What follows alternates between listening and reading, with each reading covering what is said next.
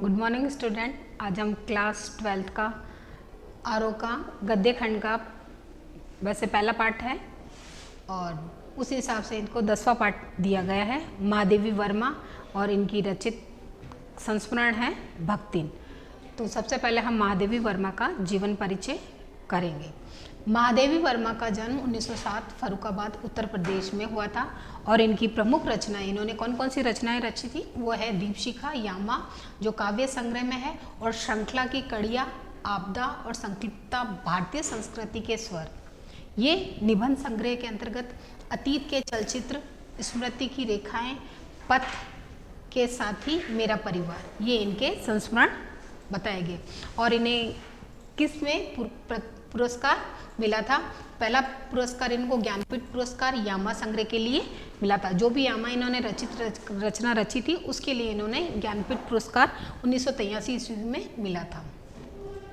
उत्तर प्रदेश के हिंदी संस्थान का भारत भारती पुरस्कार पद्म भूषण भी इन्हें 1956 ईस्वी में मिला था और इनकी मृत्यु 1987 ईस्वी में इलाहाबाद में हुई थी।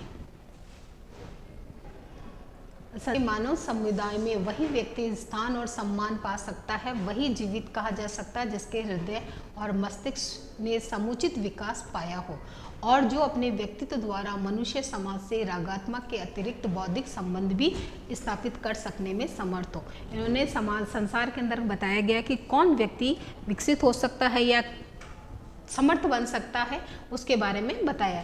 जिस मेन बात इन्होंने बताई है, व्यक्ति द्वारा मनुष्य समाज में रागात्मक के अतिरिक्त बौद्धिक संबंध भी स्थापित कर सकने वाले व्यक्ति को ही समर्थ बताया गया है। साहित्य सेवी और समाज सेवी दोनों रूपों में महादेवी वर्मा की प्रतिष्ठा रही है। इन्होंने साहित्य क्षेत्र में और समाज सेवा के क्षेत्र में दोनों में ही अपनी भूमिका निभाई है। महात्मा गांधी की दिखाई राह पर अपना जीवन समर्पित कर दिया था और महात्मा गांधी के आधार पर ही उन्होंने उनकी राह पर ही अपने जीवन को चलायमान किया था। शिक्षा और समाज कल्याण के क्षेत्र में निरंतर कार्य किया था। इन्होंने हमेशा अपने जीवन के अंतर्गत शिक्षा और समाज के विकास के लिए ही कार्य किया था। नारी समाज में शिक्षा प्रसार के उद्देश्य से उन्होंने प्रयाग महिला विद्यापीठ की स्थापना की थी। स्त्रियों की शिक्षा के लिए इन्होंने प्रयाग में विद्यापीठ में शिक्षा की स्थापना की थी। साहित्य जगत में महादेवी वर्मा की प्रतिष्ठा बहुमुखी प्रतिभा के रचनाकार के रूप में आई थी। अगर कविता के क्षेत्र में वे छायावाद के 4 स्तंभों में एक मानी जाती थी और अन्य 3 है पंत, प्रसाद और निराला। मतलब 4 कविता के क्षेत्र में माने जाते हैं रचनाकार, जिसके अंतर्गत पहली महादेवी वर्मा आ जाती है, दूसरा आता पंत जी, तीसरा प्रसाद जी और चौथा निराला जी। तो अपने निबंधों और संस्मरण रेखाचित्र के कारण एक अप्रतिम गद्यकार के रूप में उनकी चर्चा होती है कि इन्होंने गद्य में भी बहुत अच्छी रचनाएं रची है। कविता और गद्य इन दोनों क्षेत्रों में उनकी प्रतिभा अलग अलग स्वभाव लेकर सक्रिय हुई है। कविता में वे अपने आंतरिक वेदना और पीड़ा को व्यक्त करती हुई इस लोक से परे किसी और सत्ता की ओर अभिमुख दिखलाई देती हैं। जो भी इन्होंने काव्य खंड की रचनाएं रची है उसके अंतर्गत इन्होंने वेदना, जो आंतरिक वेदना होती है, मन की वेदना और उनकी पीड़ा, उसको इन्होंने व्यक्त किया है। तो अपने गद्य में उनका गहरा सामाजिक सरोकार स्थान पाया जाता है। गद्य खंड के अंतर्गत भी इन्होंने बहुत अच्छी रचनाएं रची है। उनकी श्रृंखला की कड़ियाँ 1942 ईस्वी में उस समय की अद्वितीय रचना थी। मतलब इनके अलावा और कोई ऐसी रचना रच नहीं सकता था। जो हिंदी में स्त्री विमर्श की भव्य प्रस्तावना है, उनके संस्मरण रेखाचित्र अपने आप में एक ऐसे चरित्रों और प्रसंगों को लेकर लिखे गए हैं जिनकी साधारणतः हमारा ध्यान नहीं खींच पाती, लेकिन महादेवी जी के मर्मभेदी और करुणामयी, इन्होंने जो भी गद्य खंड की रचना की है मर्म बिल्कुल आंतरिक चेतना को जागरूक करके लिखा है और करुणामयी दृष्टि से उन चरित्रों को साधारणतः असाधारण तत्वों को संघन करती है। इसी तरह समाज के शोषित पीड़ित तबके को, मतलब वर्ग के, उन्होंने अपनी गद्य रचनाओं में नायकत्व प्रदान किया है कि अपनी गद्य रचनाओं के अंदर का जो भी शोषित वर्ग है उनको उन्होंने उजागर किया गया है। उनके इस प्रयास में हिंदी के साहित्य समाज पर ऐसा गहरा असर डाला कि संस्मरण रेखा चित्र की विद्या के लिए शोषित पीड़ित आम जन को विषय वस्तु के रूप में मान्यता मिल गई है, कि जो भी शोषित वर्ग है उन्हें विषय वस्तु के रूप में एक मान्यता प्रदान कर दी गई है। अब आज हम करेंगे, ये तो महादेवी वर्मा का जीवन परिचय था, उसके साथ ही उनका साहित्य परिचय था। अब इन्होंने अपना एक संस्मरण लिखा था भक्तिन। भक्तिन नाम से ही उजागर होता है कि किसी की भी भक्ति करना या पूर्णतः उसमें लीन होकर कार्य करना। तो महादेवी वर्मा के द्वारा ही एक शोषित वर्ग की औरत को उन्होंने भक्तिन नाम दिया गया है। अब इस पाठ के अंदर उन्होंने क्या बताया है कि भक्तिन का वास्तविक नाम क्या था और उसके बाद में भक्तिन नाम उनको किसने दिया था और उनका जीवन यापन कैसा था। तो भक्तिन के अंतर्गत महादेवी वर्मा ने बताया है कि भक्तिन का वास्तविक नाम लक्ष्मीन था, लेकिन लक्ष्मीन का अर्थ होता है धन समृद्धि, और उसके बावजूद उसके पास कुछ भी पैसा वैसा नहीं था, बहुत ही आर्थिक स्थिति उसकी खराब थी।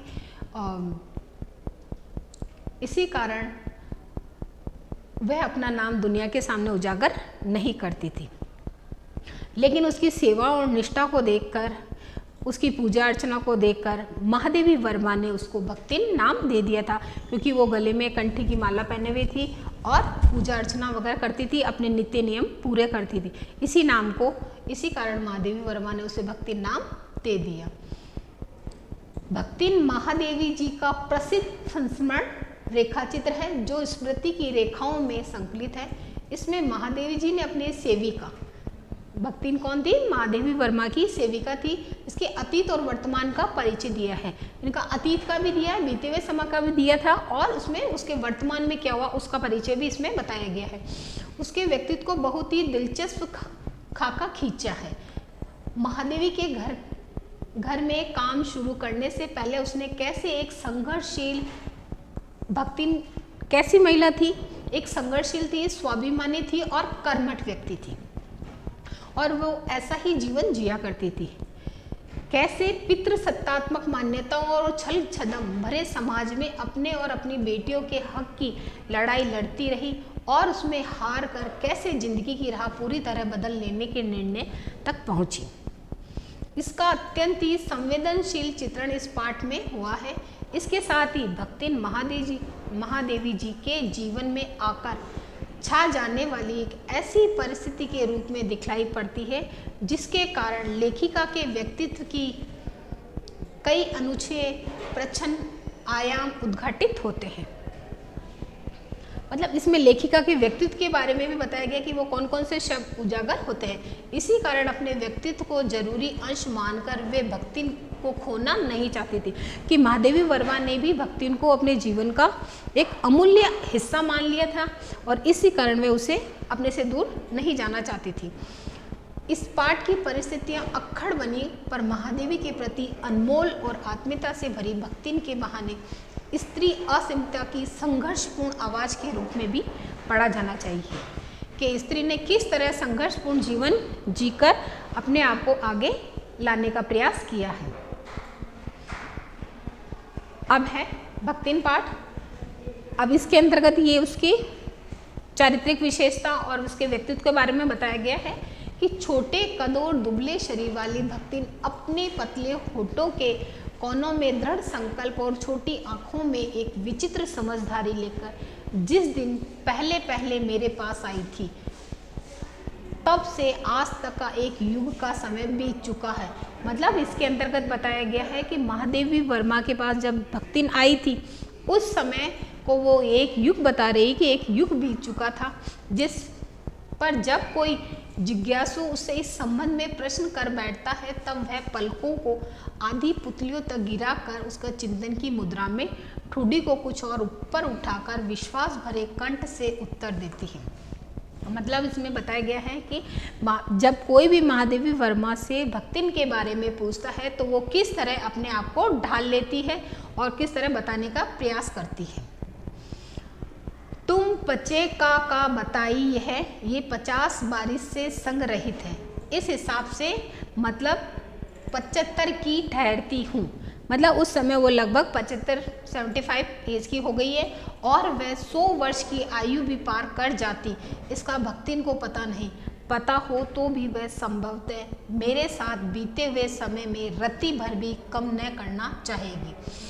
मुझे तो विश्वास होता जा रहा है कि कुछ वर्ष पहले और बीत जाने पर वह मेरे साथ रहने के समय को खींचकर 100 वर्ष तक पहुंचा देगी। चाहे उसके हिसाब से मुझे 150 वर्ष की असंभव आयु का भार क्यों न ढोना पड़े, क्योंकि वह उसकी बहुत ज़्यादा ही देखरेख करती थी और अपने अनुसार ही उनका खान पान का भी ध्यान रखती थी। सेवक धर्म में हनुमान जी से स्पर्धा करने वाली भक्तिन किसी अंजना की पुत्री न होकर एक अनाम धन्या गोपालिका की कन्या है। इसके अंतर्गत भक्तिन को सेवक धर्म, हनुमान जी जिस तरह श्री राम जी की सेवा करते थे उसी तरह भक्तिन भी महादेवी वर्मा की पूर्ण सेवा करती थी और ऐसा माना जाता था वो भी किसी अंजना नाम की महिला की पुत्री हो सकती है। लक्ष्मी अर्थात लक्ष्मी, लक्ष्मी का अर्थ होता है लक्ष्मी, धन, वैभव, संपदा। पर जैसे मेरे नाम की विशालता मेरे लिए दुर्लभ है, वैसे ही लक्ष्मी की समृद्धि भक्तिन के कपाल की कुंचित रेखाओं में नहीं बन सकी। वैसे तो जीवन में प्राय सभी को अपने अपने नाम का विरोधाभास लेकर जीना पड़ता है, पर भक्तिन बहुत समझदार है, क्योंकि वह अपना समृद्धि सूचक नाम किसी को बताती नहीं थी। उसे अपने नाम बताने के कारण थोड़ी लज्जा का अनुभव होता था। क्यों होता था? क्योंकि वह उसकी आर्थिक स्थिति बहुत ज़्यादा खराब थी और उसका नाम था लक्ष्मी, और लक्ष्मी का अर्थ बताया गया है धन, वैभव, संपदा। इसलिए वह किसी को अपना नाम नहीं बताती थी। केवल जब नौकरी की खोज में आई थी तब ईमानदारी का परिचय देने पर के लिए उसने शेष इतिवृत्ति के साथ ये भी बता दिया, पर इस प्रार्थना के साथ साथ कि मैं कभी नाम का उपयोग न करूं। लेकिन जब वह महादेवी वर्मा के पास नौकरी की तलाश में आई थी तब उन्होंने अपना वास्तविक परिचय दिया और उसके अंदर उन्होंने अपना भक्ति नाम, लक्ष्मी नाम भी बता दिया था। लेकिन महादेवी वर्मा से उन्होंने एक गुजारिश भी की थी कि वो कभी भी उसे लक्ष्मी नाम के द्वारा नहीं संबोधित करें। उपनाम रखने की प्रतिभा होती तो मैं सबसे पहले उसका प्रयोग अपने ऊपर करती। इस तथ्य को वह देहातीन क्या जाने। इसी से जब मैंने कंठी माला, देहातीन मतलब गांव की महिला, अब महादेवी वर्मा ने किस आधार पर उसको भक्ति नाम दिया गया ये बताया गया है कि इसी से जब मैंने कंठी माला कि भक्तिन के गले में कंठी की माला देखकर उसका नया नामकरण किया, तब वह भक्तिन जैसी कवित्वहीन नाम को पाकर भी गदगद उठी। जैसे ही महादेवी वर्मा ने उसे बताया कि उसके गले में कंठी माला के आधार पर उन्होंने उसको नाम भक्तिन नाम दिया था और वो ये नाम सुनकर बहुत ही गदगद हो गई थी। भक्तिन के जीवन का इतिवृत्ति बिना जाने हुए उसके स्वभाव को पूर्णतः क्या अशक्त समझना भी कठिन होगा। वह एक ऐतिहासिक झूसी में गांव प्रसिद्ध एक सुरमा की इकलौती बेटी ही नहीं, विमाता की किवंदत बन जाने वाली ममता की छाया में भी पली है। मतलब उनकी सौतेली माँ थी और वो इकलौती बेटी थी अपने घर में। 5 वर्ष की वह में उससे हडिया ग्राम के एक संपन्न गोपालक, मतलब एक पैसे वाले घर में गोपालक मतलब खेतीबाड़ी और गायों को रखने वाले के सबसे छोटी पुत्रवधु बनाकर पिता ने शास्त्र से 2 पग आगे रहने की ख्याति कमाई। 9 वर्षीय युवती का गौना भी देकर विमाता ने बिना मांगे पराये धन लौटाने वाले महाजन का पुण्य लूट लिया। अब उसके पिता ने क्या करा, उसकी 5 वर्ष की आयु में तो उसका विवाह कर दिया और 9 वर्ष की आयु में उसका गौना कर दिया, मतलब शादी करके उसे ससुराल भेज दिया गया था। पिता का उस पर अगाध प्रेम होने के कारण स्वभावतः ईर्ष्यालु और संपत्ति की रक्षा में सतर्क विमाता ने उसका मरणांतक रोग का समाचार तब भेजा जब वह मृत्यु की सूचना भी बन चुका था। मतलब उसके पिता की उसकी शादी के बाद उसमें उसके पिता की मृत्यु हो गई थी, लेकिन जो सौतेली माँ थी उन्होंने उसका पिता की मृत्यु का समाचार बहुत देरी से पहुँचाया। रोने पीटने के अपशकुन से बचने के लिए सास ने भी उसे कुछ नहीं बताया और उधर पहले तो विमाता ने मतलब सौतेली माँ ने समाचार देर से पहुंचाया और फिर सास ने भी जब समाचार मिले तो सास ने भी यही सोचा कि शायद वह रोएगी और तो इसलिए अपने घर का अपशकुन से बचाने के लिए उसने सास ने भी वो समाचार बहुत देर से पहुंचाया। बहुत दिन से नहर नहीं गई हो, सो जाकर देख आओ। और लेकिन जब माँ ने बताया, सास ने बताया, तो इसी तरह बताया कि बहुत दिन हो गए तुम्हें पियर नहीं गई हो और तुम आप पियर चली जाओ। यही कहकर वह पहना उड़ाकर सास ने उसे विदा कर दिया। इस अप्रत्याशित अनुग्रह से उसके पैरों में जो पंख लगे, मतलब बिना सोचे समझे ही उसे एकदम पियर जाने का समाचार मिला तो वह बहुत ज़्यादा खुश हो गई थी। वह गाँव की सीमा में पहुँचते ही झड़ गई। जैसे ही वे बहुत ज़्यादा उत्साह थी, खुश थी, लेकिन जैसे ही उसकी गांव की सीमा में उसने कदम रखे और वो जो खुशी उसकी धीरे धीरे समाप्त होने लगी। क्यों होने लगी? क्योंकि लोगों ने उसे ताना मारना शुरू कर दिया था। हाय लक्ष्मण अब आयु की अस्पष्ट पुनरावृत्तियाँ और स्पष्ट सहानुभूतिपूर्ण दृष्टियाँ उसे घर तक ठेल गई। जो भी लोगों ने उसके लिए ताने कसे थे वो उसे, या लोगों ने उसके प्रति सहानुभूति दिखाई थी, वह ये सुनते सुनते घर तक पहुंच गई। पर वहां न पिता का चिन्ह शेष था, न विमाता के व्यवहार में शिष्टाचार का लेश था। ना तो वहाँ पे उसके पिता थे, क्योंकि उसके पिता की तो मृत्यु हो ही चुकी, लेकिन माँ भी उनके प्रति कोई प्रेम भाव नहीं था। दुख से शीतल और अपमान से जलती हुई वह उसने उस घर का पानी भी नहीं पिया और उल्टे पैर ससुराल लौट आई। और फिर ससुराल की खरी खोटी उसने वहाँ पर ससुराल में जाकर सासू को भी बहुत खरी खोटी सुनाई। और उसने जो भी विमाता का, सौतेली माँ का जो भी गुस्सा था उसने अपनी सास पर निकाल दिया। और पति के ऊपर गहने फेंक फेंक कर उसने पिता की चिर विछो की मर्म व्यवस्था को प्रकट की। और पति के आगे भी उसने अपने जो भी गहने आभूषण पहन के गई थी वो भी फेंके। और लंबे विछो का उसने मर्म भेदी स्मर्श वर्णन किया गया है। जीवन के दूसरे परिचय, ये उसका पहला परिच्छेद बताया गया था जीवन का। अब है दूसरा परिच्छेद। जीवन के दूसरे परिच्छेद में भी सुख की अपेक्षा दुखी अधिक था। मतलब दूसरे पड़ाव में भी उसे सुख का अनुभव बहुत कम हुआ, उसे दुख ज़्यादा मिला। जब उसने गेहुए रंग की बटिया जैसे मुख वाली पहली कन्या के 2 संस्करण और कर डाले। मतलब उसके पहली कन्या हुई, लड़की हुई थी और वो बहुत गेहुए रंग की थी और उसका मुंह बाटी के आकार का उसको बताया गया है। और उसके बाद भी उसने 2 लड़कियों को और जन्म दे दिया। तब सास और जेठानियों ने होठ बींचकर अपेक्षा प्रकट की। और फिर बाद में उसकी सास और जेठानियों ने उसे ताने मारना आरंभ कर दी। उचित भी था, क्योंकि सास 3 कमऊ वीरों की विधात्री थी और विधात्री बनकर बच्चिया के ऊपर विराजमान पुरखिन के पद पर अभिषिक्त हो चुकी थी। और दोनों जेठानियां काकभूषणी, मतलब काले कौवे के समान पुत्रों को उन्होंने जन्म दिया था। काले लालों की कम व्रत सृष्टि करके इस पद के लिए उम्मीदवार बन गई थी। मतलब इसमें बताया गया है कि जो भक्तिन की सास थी उसने 3 पुत्रों को जन्म दिया था और उसी के अनुसार उनकी जेठानियों ने भी 2 काले पुत्रों को जन्म दिया था, इसलिए वो सभी सम्मान के अधिकार हो गई थी। लेकिन जो छोटी बहू भक्तिन थी वह लीक छोड़कर चलने के कारण उसे दंड मिलना आवश्यक था। लीक छोड़कर मतलब घर में लड़के पैदा नहीं हुए, इसलिए वो परंपरा से हटकर हो गई और इसलिए उसको सजा मिलना आवश्यक बताया गया है। जेठानियाँ बैठकर लोक चर्चा करती थी और उनके काले कलूटे लड़के धूल उड़ाते थे। और उनकी जेठानियाँ क्या करती थी, दिन भर बैठी रहती थी और बातें करती थी और उनके लड़के भी खूब मस्ती से खेलते कूदते थे। पर लक्ष्मण जो है वो दिन भर घर में काम करती थी, कूटती थी, पीसती थी, रांधती थी। और उसकी नन्ही लड़कियाँ, जो उसकी छोटी छोटी लड़कियाँ थी, वह भी क्या करती थी, गोबर उठाती थी, कंडे थापती थी। और जेठानी अपने भात पर सफ़ेद राब रखकर गाढ़ा दूध डालती थी। जेठानी अपने बच्चों को सफ़ेद राब पर गाढ़ा दूध डालती थी और अपने लड़कों को ओटते हुए दूध में से भी मलाई डालकर उसे खिलाती थी। पर वह काले गुड़ की डली के साथ कटौती से मट्ठा पाती थी और उसकी लड़कियां चने बाजरे की कुगरी, मतलब किस तरह से खाने के अंदर भी उसके साथ बदलाव किया जाता था। उसको तो गुड़ की डली के साथ कटौती में मट्ठा और उसकी लड़कियों को चने बाजरे की गुगरी आदि मिलता था भोजन में। इस दंड विधान के भीतर कोई ऐसी धारा नहीं थी जिसके अनुसार खोटे सिक्कों की टकसाल जैसी पत्नी से पति को विरक्त किया जा सकता। सारी चुगली चबाई परिणति उसके पति पत्नी प्रेम को बढ़ाकर ही होती थी। मतलब उसका पति था, इन सब के बावजूद उनका पति उसे बहुत प्रेम करता था। और जेठानियाँ बात बात पर धमाधम पीटी कूटी जाती थी और जेठानियाँ अपने पति के द्वारा उनकी बात बात पर पिटाई की जाती थी। पर उसके पति ने उसे कभी उंगली तक भी नहीं लगाई। वे बड़े बाप की बड़ी बात वाली बेटी को पहचानता था।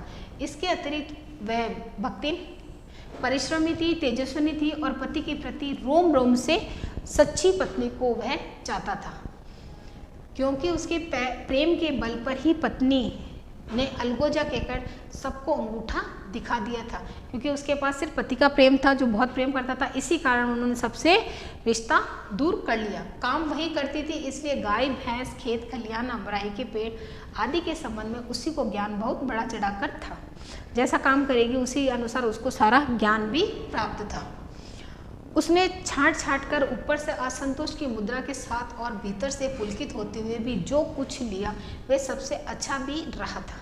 मतलब जैसे भी बंटवारा हो रहा था तो, लेकिन उसको हर बंटवारा था तब उसे जो जो मिला था तो ऊपर से तो उसने असंतोष जाहिर किया था, लेकिन मन के अंदर वह बहुत ज़्यादा खुश हो रही थी, क्योंकि जैसा उसको मिला था वह बहुत अच्छा था। साथ ही परिश्रमी दंपति के निरंतर प्रयास से उसका सोना भी बन जाना स्वाभाविक था। जो भी फसल वगैरह होती थी, क्योंकि वो मेहनती थी इसलिए मेहनत का फल उसे अवश्य मिलता था। जो भी फसल होती उसका अच्छे से दुगना दाम मिल जाता था। फिर धूमधाम से बड़ी लड़की का विवाह करने के उपरांत पति ने घरौंदे से खेलती हुई 2 कन्याओं की कच्ची गृहस्थी का भार 29 वर्ष की पत्नी पर छोड़कर संसार से विदा ली। पहले उसने सबसे पहले बड़ी लड़की का विवाह कर दिया था और 2 लड़कियां उनकी थी जो कंवारी थी, और उसका सारा भार उस समय उसकी भक्तिन की आयु 29 वर्ष की थी, उस पर छोड़कर उसके पति का देहांत हो गया था, संसार से विदा ली। और जब वह मरा तो उसकी अवस्था 36 वर्ष की थी। तो ये प्रश्न भी पूछा जाता है कि भक्तिन के पति की मृत्यु के समय उसकी आयु कितनी थी? 36 वर्ष की थी। अधिक रही नहीं होगी, पर पत्नी आज उसे बुढ़ऊ कहकर स्मरण करती है।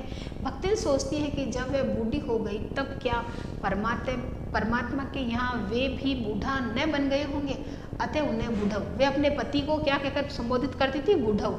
कहना उनका घोर अपमान है। हाँ, तो भक्तिन के हरे भरे खेत, मोटी ताजी गाय भैंस और फलों से लदे पेड़ देखकर जेठ जिठोतों के मुंह में पानी आ जाता था, क्योंकि वो बहुत मेहनती थी, मेहनत से कार्य करती थी, इसलिए फसल भी अच्छी हुई थी। स्वाभाविक था। इन सब की प्राप्ति तो तभी संभव होती जब भैयू दूसरा घर कर लेती, पर जन्म से खोटी भक्तिन इनके चकमे में आई ही नहीं, क्योंकि वो तो यही चाहते थे कि पत्नी की शादी, पति की मृत्यु होने के बाद उसकी पत्नी दूसरी शादी कर ले, लेकिन लक्ष्मी ने ऐसा नहीं किया। उसने क्रोध से पांव पटक कर आंगन को कंपायमान करते हुए कहा कि हम कुकरी बिलोई न होई, हमारे मन पुसाए तो हम दूसरा न जाग, ना ही न त तुम्हारे पिता। मतलब उसके अंतर्गत उसने ये बताया गया, हम कोई कुत्ता बिल्ली नहीं है जो एक घर छोड़कर दूसरे घर चले जाए, और तुम्हारे बच्चे की छाती पे होरवा गुजब और राज करवा समझ नहीं, क्योंकि मेरा तो यही फर्ज है कि मैं इसी घर में मेहनत करके राज करूँगी। उसने ससुर, अजिया ससुर और जाने के पीढ़ियों के ससुर गुणों, मतलब सारे ससुराल वालों के लिए बताया गया है कि जगह जगह जमीन में से सुई की नोक के बराबरी देने के उदारता नहीं दिखे। उन्होंने उसको सुई जितनी जगह भी नहीं दी थी। इसके अतिरिक्त गुरु से कान, फुकवा, कंठी बांध और पति के नाम पर घी से चिकने केशों को समर्पित कर वे कभी न टलने की घोषणा कर दी। भविष्य में भी संपत्ति सुरक्षित रखने के लिए उसने छोटी लड़कियों के हाथ पीले कर दिए। उसने समय रहते ही अपनी छोटी लड़कियों का विवाह भी कर दिया और ससुराल पहुंचाया, और पति के द्वारा चुने हुए बड़े दामाद को, जो सबसे बड़ी वाली लड़की थी, उसके पति को उन्होंने अपने घर जमाई बनाकर रख लिया। और इसी प्रकार उसके जीवन का तीसरा परिच्छेद भी आरंभ हुआ। यहाँ तक उसके जीवन के 2 परिच्छेद पूर्ण हो चुके हैं। अब तीसरा परिच्छेद के अंतर्गत क्या बताया गया है कि भक्तिन का दुर्भाग्य भी उससे कम हटी नहीं था। जिस तरह भक्तिन मेहनती थी और वह मेहनत के बल पर सारा कार्य करती थी, उसी तरह उसको किस्मत को भी यही बताया गया कि किस्मत भी बहुत ज़्यादा हटी थी, क्योंकि जिस तरह से वो मेहनत करती जाती और उसके जीवन में दुख भी बढ़ता जाता। इसी से किशोरी से युवती होते ही बड़ी लड़की भी विधवा हो गई। भैयू से पार न पा सकने वाले जेठों और काकी को परास्त करने के लिए कटिबद्ध जेठों ने आशा की एक किरण देख पाई, और जैसे ही उन्हें पता चला कि उनके बहन के पति की मृत्यु हो चुकी है तो जेठ के लड़कों में कुछ आशा की किरण जाग गई। अब वो ये चाह रहे हैं कि जो भी चाची का जो भी सारा खेत वगैरह है, धन संपत्ति, वो सारी उनकी हो जाएगी। तो उसको पाने के लिए उन्होंने एक उपाय भी सोचा। अब क्या उपाय सोचा? उन्होंने ये सोचा कि जो जेठ के जो बड़ा लड़का है उसका साला, जो भी हर समय आवारागर्दी करता था, उससे उसको विवाह कराने के लिए दबाव डाला गया। विधवा बहन के गठबंधन के लिए उन्होंने बड़े जिठोत अपने वितर लड़ाने वाले साले को बुला लिया, क्योंकि उसका हो जाने पर सब कुछ उन्हीं के अधिकार में रहता। भक्तिन की लड़की भी माँ से कम समझदार नहीं थी, इसी से उसने वर को नापसंद कर दिया और बाहर के बहनोई को आना चचेरे भाइयों के लिए असुविधाजनक था, क्योंकि उन्होंने उसके जेठोत के साले के लिए तो मना कर दिया था, और चचेरे भाइयों को जो बाहर किसी अन्य पुरुष से अगर वो शादी करती तो वो उन्हें बर्दाश्त नहीं था। अतः यह प्रस्ताव जहाँ का तहाँ रह गया, जैसा था वैसा रह गया। तब उन्होंने क्या करा, एक उपाय सोचा। क्या सोचा? तब वे दोनों माँ बेटी खूब मन लगाकर अपनी संपत्ति की देखभाल करने लगी, और मान न मान मैं तेरा मेहमान, ये कहावत बताई गई है, लोकोक्ति बताई। मान न मान मतलब जबरदस्ती समझौता करवाना। करने वाले के वर के समर्थक जो भी उनके ससुराल वाले थे, जेठ के परिवार वाले, उनके लोगों के लिए कहा गया, उसने किसी न किसी प्रकार को पति की पदवी पर अभिषिक्त करने का उपाय सोचने लगे कि जैसे तैसे हो उसको जेठ के साले को उसका पति बनाया जाए। फिर उन्होंने क्या उपाय सोचा कि एक दिन देख लेना कि एक दिन माँ की अनुपस्थिति कि लक्ष्मी थी जो घर पर नहीं थी, पर वह महाशय ने बेटी की कोठरी में घुसकर भीतर से द्वार बंद कर लिया, और उसके समर्थक उसने ये उपाय सोचा कि उसकी भक्तिन जब घर पर नहीं थी, बेटी अकेली थी, तो जेठोत के साले ने उसके घर के अंदर बंद हो गया और उसने अंदर से दरवाजे की कुंडी लगा ली, और अपने आसपास जो उनके समर्थक लोग थे उन्हीं लोगों को उन्होंने वहाँ पर इकट्ठा कर लिया। युवती ने जब इसे डकैत की वर की मरम्मत कर कुंडी खोली, मतलब उसकी लड़की ने उसको बहुत मारा और अपना दरवाजा खोला, तब पंच बेचारे समस्या में पड़ गए। तितरबाज युवक कहता था कि वह निमंत्रण पाकर भीतर गया है, पर वो तितरबाज लड़का था, वो ये कह रहा था कि मुझे इस लड़की ने बुलाया है और इसीलिए मैं अंदर गया हूँ। और युवती उसके मुख पर अपनी 5 उंगलियों के उभार में इस निमंत्रण के अक्षर में पढ़ने का अनुरोध करती थी। अंत में दूध का दूध पानी का पानी मतलब स्पष्ट न्याय करने के लिए क्या करी, पंचायत बैठाई गई, और सबने सिर हिलाकर इस समस्या का मूल कारण कलयुग को स्वीकार किया गया कि आजकल का कलयुग है, कुछ भी ऐसा हो सकता है। अपीलहीन फैसला हुआ, चाहे उन दोनों में से एक सच्चा हो या झूठा, पर जब वे एक कोठरी में निकले तब उनका पति पत्नी के रूप में होना ही कलयुग के दोष का परिमार्जन बताया गया कि अब जो हुए, या लड़का सच बोल रहा है या लड़की सच बोल रही है, इसका कुछ कहा नहीं जा सकता। उन्होंने तो फिर पंचायत ने यही फैसला किया कि दोनों एक ही कमरे से बाहर निकले हैं, तो इसलिए उनको पति पत्नी स्वीकार करना होगा। अपमानित बालिका ने ओट काट कर लहू निकाल लिया। माँ ने आग्नेय नेत्रों से मतलब आग के समान जलते हुए नेत्रों से गले पड़े दामाद को देखा, और संबंध कुछ सूख कर नहीं हुआ, क्योंकि दामाद अब निश्चित होकर तितर लड़ाता था और बेटी विवश क्रोध से जलती रहती थी। इतने यत्न से संभाले हुए गाय ढोर खेती बाड़ी जब पारिवारिक द्वेष में ऐसे झुलस गए कि लगान अदा करना भी भारी हो गया। जैसे ही उसका विवाह उसके साथ तय किया गया और जबरदस्ती गले पड़े हुए दामाद को उन्हें स्वीकार करना पड़ा, तो जो भी इतने प्यार से संभाले हुए थे, जो भी गाय भैंसे वगैरह थी, खेती बाड़ी थी, वो सारी अब उसको देख रेख सही से नहीं हुई, तो उससे उनकी फसल अच्छी नहीं हुई, तो पैसा नहीं आया, और पैसा नहीं आने के कारण उन्होंने उसकी लगान भी समय पर नहीं दी। लगान समय पर नहीं देने के कारण क्या हुआ, जमींदार ने भी लक्ष्मण को बुलाकर एक बहुत बड़ी सजा सुनाई। उसे पूरे दिन उस दिन धूप में खड़ा रखा, और ये सजा उसके लिए एक सजा के रूप में बन गई, और उसे बहुत ज़्यादा लज्जा का अनुभव हुआ, और ये कलंक के समान उसके जीवन का एक कठोर सत्य बन गया। और उसी को लेकर वो वहाँ से अब दूसरी जगह जाना चाहती है, कमाई के लिए शहर जाना चाहती है। घुटी हुई चांद को मोटी मेली धोती से ढके और मानो सब प्रकार की आहट सुनने के लिए कान कपड़े से बाहर निकाले हुए भक्तिन जब मेरे यहाँ सेवक धर्म की दीक्षित हुई, तब उसके जीवन के चौथे संभवतः अंतिम परिच्छेद का जो अंत हुआ उसकी इति अभी दूर है। मतलब ये 3 अनुच्छेद बताए गए थे, 3 परिच्छेद बताए जो तीनों पूरे हुए, और चौथा परिच्छेद है माधवी वर्मा के साथ उसका मिलान होना। भक्तिन की वेशभूषा गृहस्थ और वैरागी और सम्मिश्रण था, मतलब गृहस्थ भी थी और वैरागी थी, दोनों का इसका मिश्रण बताया गया था मैंने शंका से प्रश्न किया कि क्या तुम खाना बनाना जानती हो। उसने उससे पूछा क्या तुम खाना बनाना जानती हो, तो उत्तर में उसने किस तरह जवाब दिया, देखो ऊपर के होठ को सिकोड़े हुए नीचे के अधर को कुछ और बढ़ाकर आश्वासन की मुद्रा के साथ कहा कि ये कौन सी बड़ी बात है कि रोटी बना लेते हैं, दाल रांध लेते हैं और सब्जी छौंक लेते हैं, और बाकी क्या रहा। दूसरे दिन तड़के ही सिर पर कई लोटे औंधा कर उसने मेरी धुली हुई धोती को जल के छींटों से पवित्र कर पहनी। जो भी माधवी वर्मा की धोती थी, दूसरे दिन उसने उसको नहाकर उस पर छींटे लगाए और फिर उसे पहनी। और पूर्व के अंधकार और मेरी दीवार से फूटते हुए सूर्य और पीपल, और फिर उसने अपने नित्य क्रम के आधार पर सूर्य और पीपल देवता को जल अर्पण कर दिया। 2 मिनट नाक बंद करके जाप के उपरांत वह कोयले की मोटी रेखा से साम्राज्य की सीमा निश्चित कर चौके में प्रतिष्ठित हुई। मतलब अपने दैनिक क्रियाक्रम और पूजा पाठ करने के बाद में वो अपने रसोई में प्रवेश हुई। तो रसोई में प्रवेश होने से पहले उसने क्या करा, एक कोयले से मोटी रेखा खींच दी जिससे उसे अपना अंदर का साम्राज्य स्थापित कर रही हो।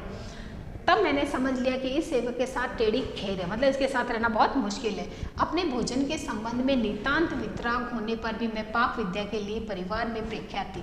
मतलब पाक विद्या में लेखिका माधवी वर्मा भी बहुत ही निपुण थी और कोई भी पाक कुशल दूसरे के काम में नुक्ताचुनी, मतलब बीच में रुकावट बिना किए नहीं रह सकता। पर जब छूत पाक पर प्राण देने वाले की व्यक्तियों की बात बात पर भूखा मरना स्मरण हो आया और भक्तिन की शंकाकुल दृष्टि में छिपे हुए निषेध का अनुभव किया, तब कोयले की रेखा मेरे लिए एक लक्ष्मण रेखा के समान हो गई और जिसे पार करना दुर्लभ हो गया।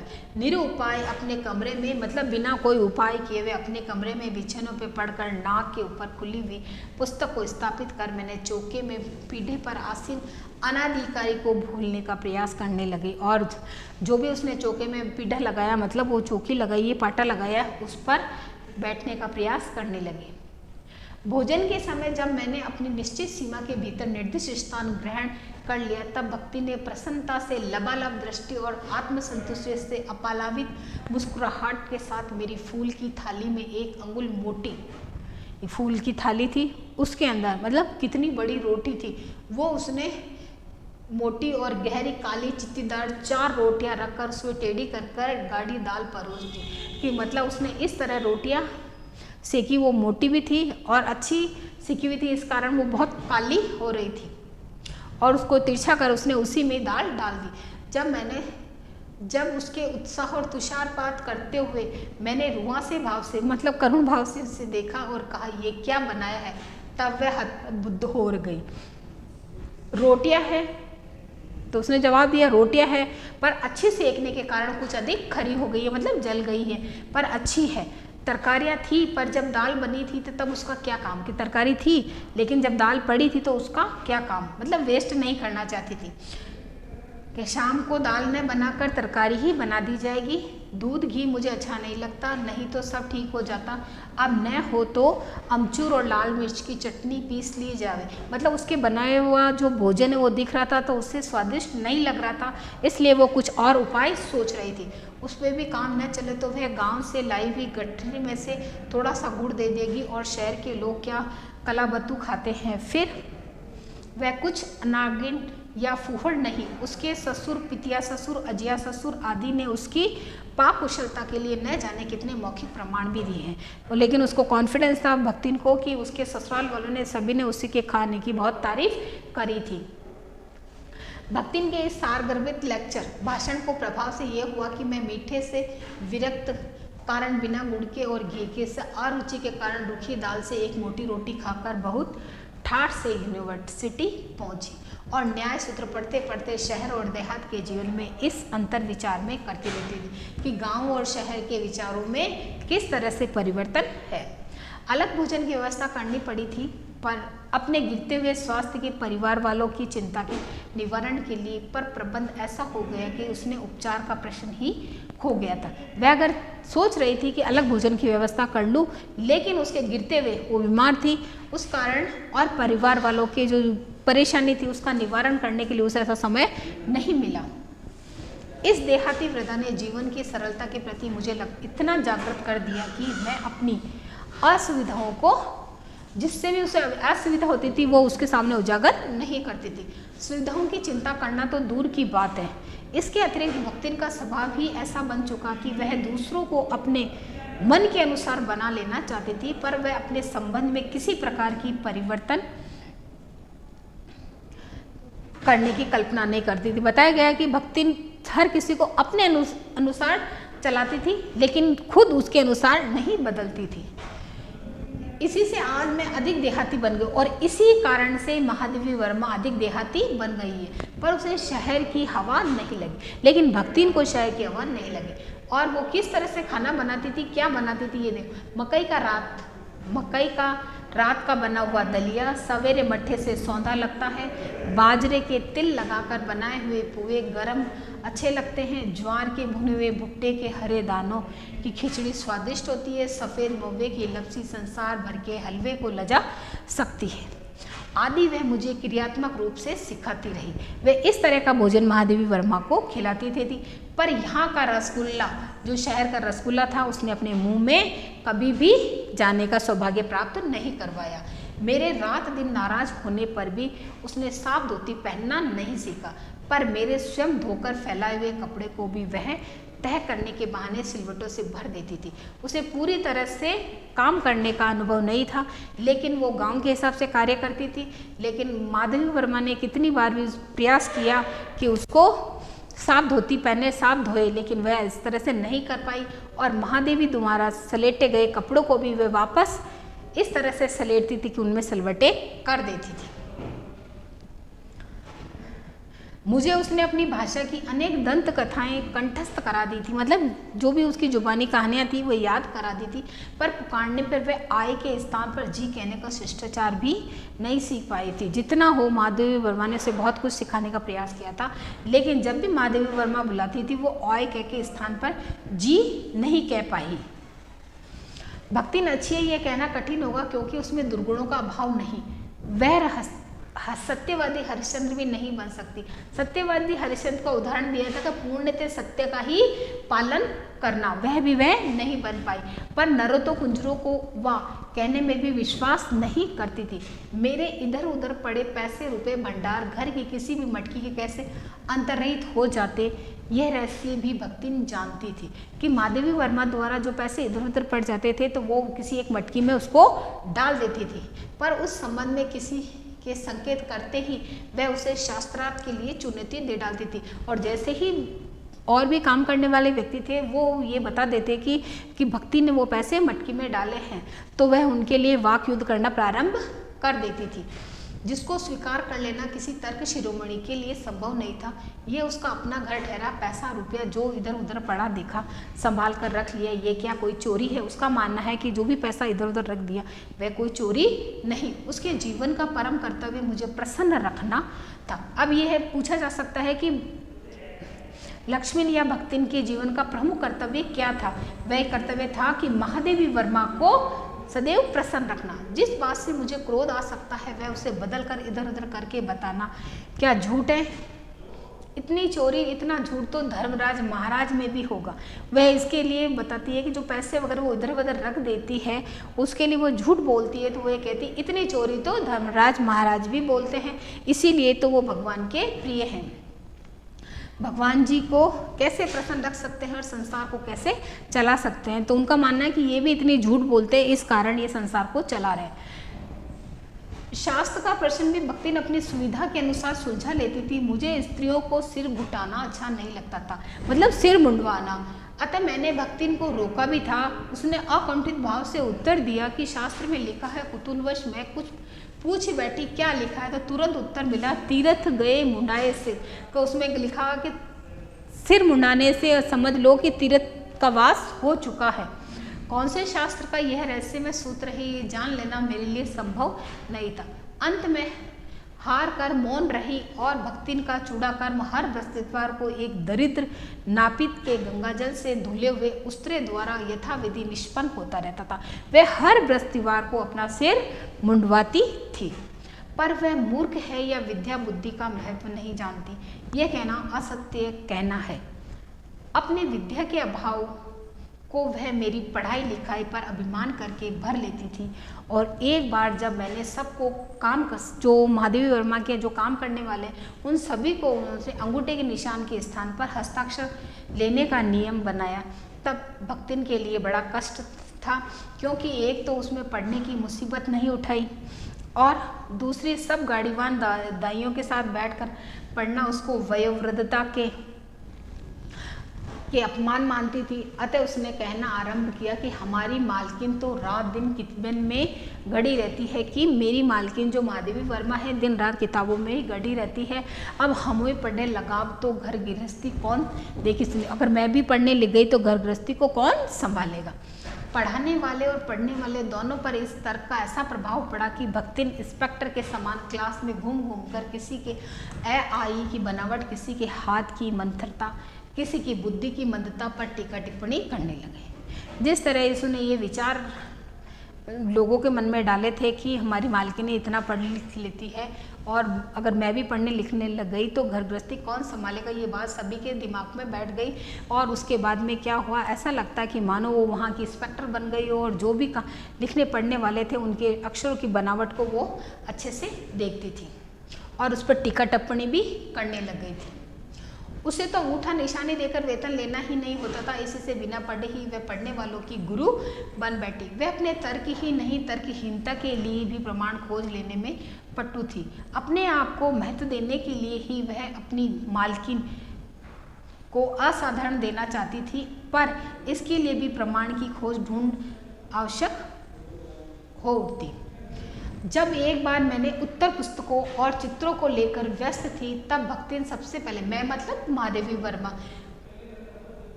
तब घूमी विचारो तो रात दिन काम में झुकी रहती है, उवर तुम पछे घूमती फिरती हो, चलो तनिक हाथ बटाए लेवे। सब जानते हैं कि ऐसे कामों में हाथ नहीं बटाया जा सकता, अतः उन्होंने अपनी असमर्थता प्रकट करते हुए भक्तिन से इस पिंड छुड़ाया।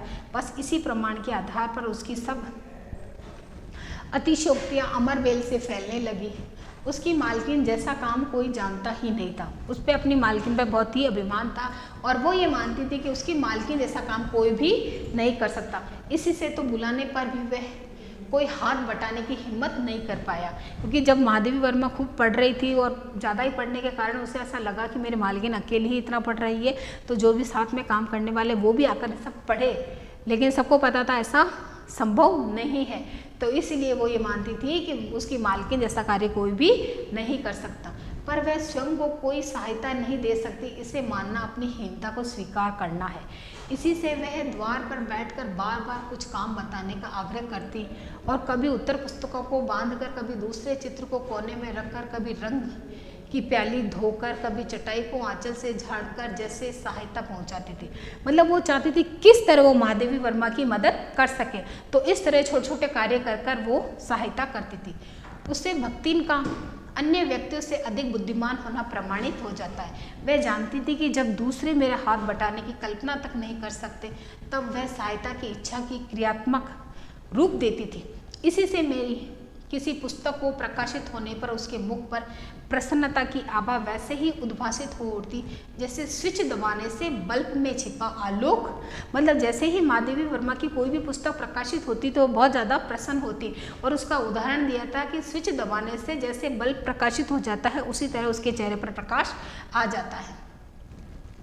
वह सुने में उसे बार बार छूकर आंखों के एक निकट ले जाकर और सब और घुमा फिरा कर मानो अपनी सहायता का अंश खोजती हो, और उसकी दृष्टि में व्यक्त आत्मघोष कहता है कि उसे निराशा नहीं होना पड़ता है। यह स्वाभाविक भी है कि किसी चित्र को पूरा करने में व्यस्त मैं जब बार बार कहने पर भी भोजन के लिए नहीं उठती, तब वह कभी दही का शरबत तो कभी तुलसी की चाय तो कभी वही देकर भूख का कष्ट नहीं सहने देती। वो भोजन के लिए मना कर देती तो महादेवी भक्तिन को इस तरह ऐसा लगता कि वो क्या पिलाए, तो वो कभी वो दही का शरबत, तुलसी की चाय आदि बनाकर उसकी भूख को शांत करने का प्रयास करती।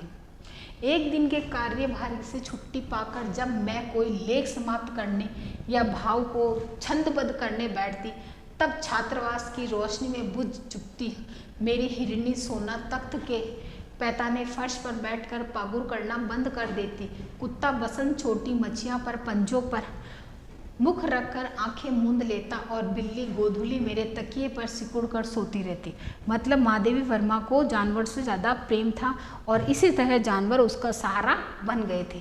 पर मुझे रात की निस्तब्धता में अकेली न छोड़ने के विचार से कोने में दरी के आसन पर बैठकर बिजली की चकाचौंध से आंखें मिचमिचाती हुई भक्तिन प्रशांत भाव से जागरण करती हुई ऊँगती भी नहीं, क्योंकि वह मेरे लिए सिर उठाते ही उसकी धुंधली दृष्टि मेरी आंखों का अनुसरण करने लगती थी। और महादेवी वर्मा को वह मानती थी कि उसे अकेला नहीं छोड़े, इसलिए वो क्या करती थी, उसी के पास बैठी रहती थी और उसकी आंखों में आलस भी नहीं रहता था और वह नींद भी नहीं रहती थी। वो तो ऐसे जिस दृष्टि में देखती और जिस दृष्टि में महादेवी वर्मा उसको मिलती थी। यदि मैं सिराने रखे रैक की ओर देखती तो वह उठकर आवश्यक पुस्तकों का रंग पूछती, और यदि मैं कलम रख देती तो वह स्याही उठा लाती, और यदि मैं कागज एक और सरका देती तो वह दूसरी ओर फाइल टटोलती। मतलब वो महादेवी वर्मा के सोचने से पहले उसका कार्य करना प्रारंभ कर देती। बहुत रात गए सोने पर भी मैं जल्दी ही उठती थी और भक्तिन को तो मुझसे भी पहले जागना पड़ता था। सोना, उछल कूद के लिए, बाहर जाने के लिए आकुल रहती थी।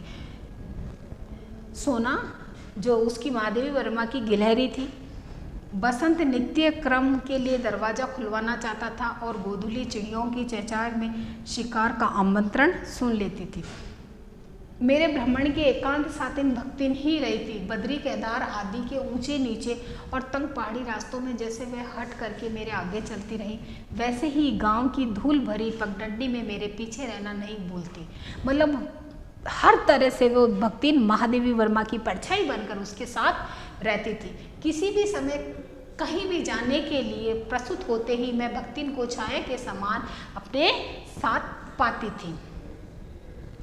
युद्ध को देश की सीमा में बढ़ते देख जब लोग आतंकित हो उठते हैं, तब भक्तिन के बेटी दामाद उसके नाती को लेकर बुलाने आ पहुंचे, पर बहुत समझाने बुझाने पर भी वह उनके साथ नहीं जा सकी। सबको वह देख पाती, रुपया भेज देती, पर उनके साथ रहने के लिए मेरा साथ छोड़ना आवश्यक है, जो संभवतः भक्तिन के जीवन के लिए अंत तक स्वीकार नहीं होगा।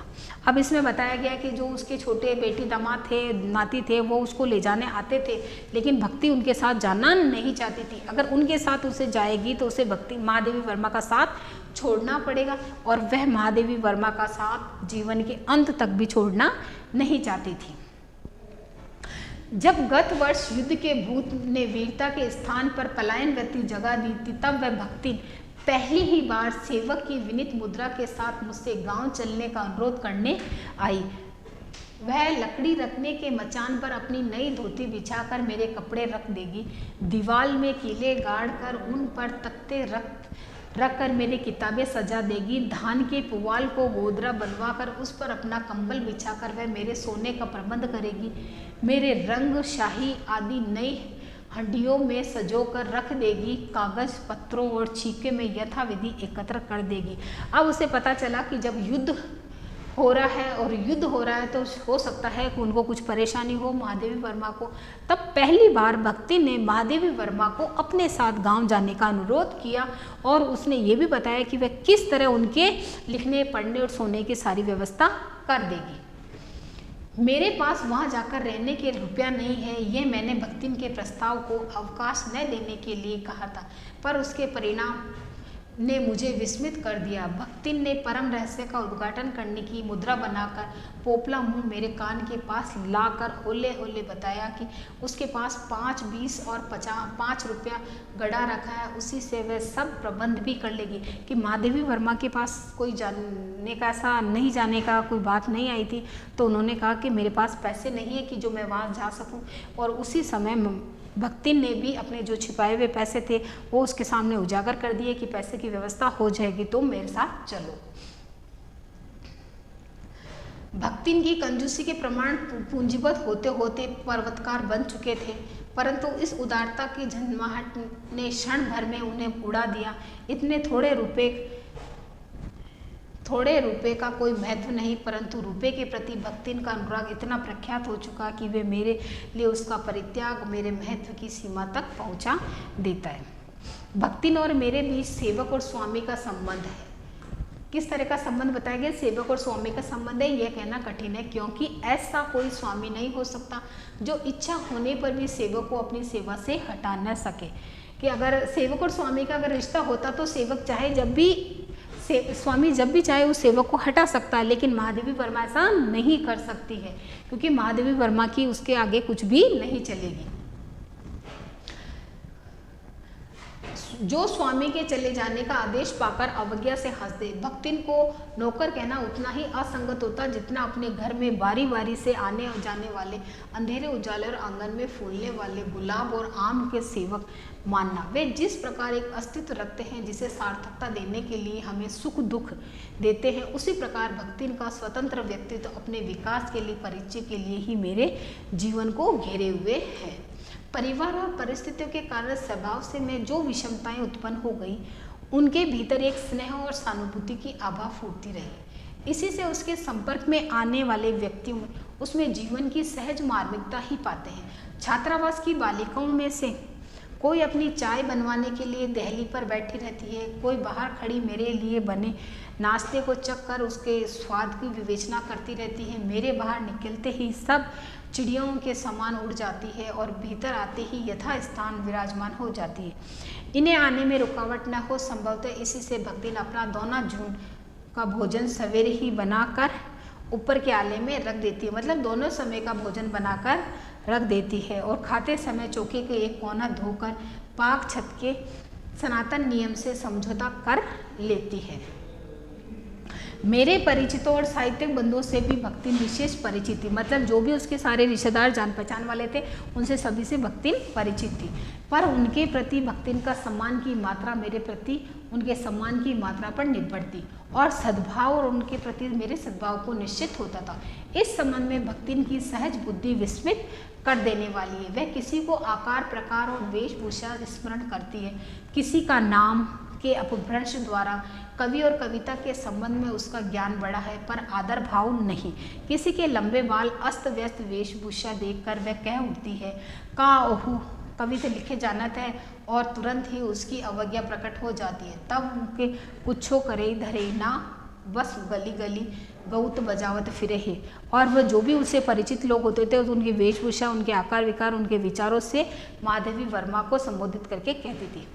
पर सबका दुख उससे प्रभावित कर सकता है। विद्यार्थी वर्ग में से कोई जब कारागार का अतिथि हो जाता है तब उसे समाचार को व्यथित भक्तिन बीता बीता भरे लड़का का जेहुल कलजुग रहा तौन रहा है, अब प्रलय होई जाई उनकर माई का बड़े लाठ तक लड्डे का चाहिए कहकर दिन भर सबको परेशान करती रहती है। बापों से लेकर साधारण व्यक्ति तक सबके प्रति भक्तिन की सहानुभूति एक रस मिलती है।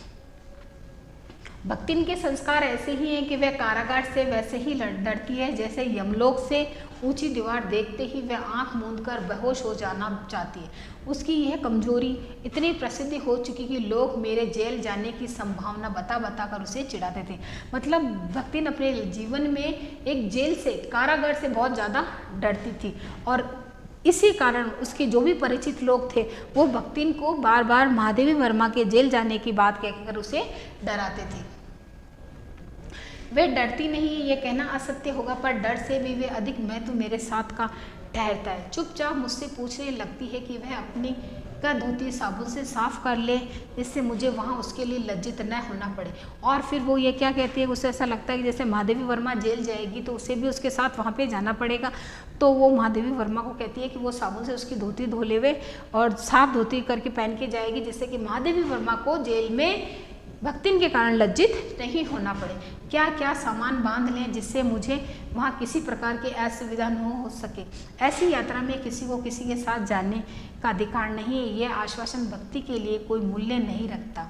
अब उसने ये कहा कि जैसे ही उसके परिचित लोग उन्हें चिढ़ाते थे तो वह ये सोच लेती थी कि मैं धोती भी साफ़ कर लूँगी और जिससे कि माधवी वर्मा को लज्जित नहीं होना पड़े और जेल के अंदर उन्हें क्या क्या सामान की ज़रूरत पड़ेगी वो सारा सामान पैक कर लेगी। लेकिन माधवी वर्मा ये कह रही है कि वहाँ एक ऐसी जगह, वह एक ऐसी जगह है जहाँ किसी को बिना मर्जी के जाने का अधिकार नहीं है। वे मेरे न जाने की कल्पना से इतनी प्रसन्न नहीं होती जितनी अपने साथ न जा सकने की संभावना से। मतलब लेखिका जेल नहीं जा रही है इससे प्रसन्न नहीं होगी, लेकिन वो इस कारण से ज़्यादा दुखी हो जाएगी कि खुद भक्तिन उसके साथ नहीं जा पाएगी। भला ऐसा अंधेरा हो सकता है जहाँ मालिक और नौकर मालिक को ले जाकर बंद कर दे, और इतना अन्याय नहीं, पर वह नौकर को अकेले मुक्त छोड़ देने में पहाड़ के बराबर अन्याय है। ऐसा अन्याय होने पर भक्तिन बड़े लाट तक लड़ना पड़ेगा। किसी की माई यदि बड़े लाट तक नहीं लड़ी तो नहीं लड़ी, पर भक्तिन का तो बिना लड़े काम नहीं चल सकता। अब उसके अंदर ये बताया गया है कि मालिक अगर जेल जाए तो नौकर को भी जेल जाना पड़ेगा, और अगर जेल नौकर को ऐसे वो कैसे छोड़ सकते हैं। अगर नौकर को जेल जाना है तो महादेवी का मतलब ऊपर जाकर उससे और लड़ाई लड़नी पड़ेगी, उसके लिए न्याय लड़ना पड़ेगा। बड़े लाट से मतलब जैसे और भी बड़े अधिकारी से उसकी लड़ाई लड़नी पड़ेगी, और फिर वो कोई लड़े न लड़े, लेकिन महादेवी वर्मा के लिए भक्ति ने ऐसी लड़ाई जरूर लड़ना चाहेगी। ऐसी विषम प्रतिद्वंदियों की स्थिति कल्पना में भी दुर्लभ है। मैं प्राय सोचती हूँ कि जब ऐसा बुलावा आ पहुँचेगा जिससे कि न धोती साफ करने का अवकाश रहेगा, न सामान बांधने का, न भक्तिन को रोकने का अधिकार होगा, न मुझे रोकने का, तब चीर विदा की अंतिम क्षणों में यह देहातीन वृद्धा क्या करेगी और मैं क्या करूँगी। भक्तिन की कहानी अधूरी है, पर उसे खोकर मैं इस पूरी कहानी पूरी नहीं करना चाहती। अब ये महादेवी वर्मा सोच रही है अगर ऐसा अवसर आ गया तो क्या होगा, कि भक्तिन का वृद्धावस्था का जीवन कैसा निकलेगा। लेकिन ये कहानी पूरी नहीं है और वे पूरी करना भी नहीं चाहती। पूरी करने से ये हो सकता है कि वो शायद भक्तिन को भूल जाए, वो ऐसा नहीं चाहती। ये हमारे गद्यकांड का पाठ 10वां है, भक्तिन पूरा हुआ है। अब नेक्स्ट वीडियो में हम इसके प्रश्न उत्तर करेंगे।